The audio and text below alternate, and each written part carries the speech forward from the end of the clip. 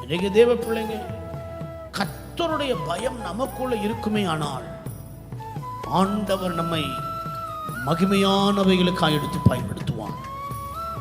தேவ பயம் மிக அவசியம்.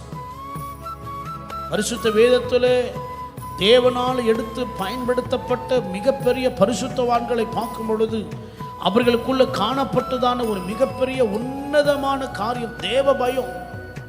ஆபிரகாம் தேவனுக்கு பயப்படுகிறவன். உன் பிள்ளையை கொண்டு வந்து கொடு என்று சொன்ன உடனே ஓடி வந்து பலிபீடத்தில் பலி செலுத்தும்படி துணிந்தவன் தேவ பயத்தினால.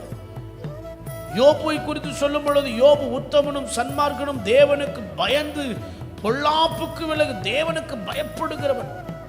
யோசேப்பை குறித்து சொல்லும் பொழுது யோசேப்பு ஒரு மேன்மையான ஸ்தானம் உள்ளவனாக இருந்தாலும் யோசேப்பு தேவன் இருக்கிறார் என்று பயந்து பாவத்துக்கு விலகி ஓடினவன். தேவ பயம், ஆண்டுடைய பயம் நமக்குள்ள இருக்குமே ஆனால் நம்மை தேவன் மகிமையான காரியங்களுக்கு எடுத்து பயன்படுத்தும்.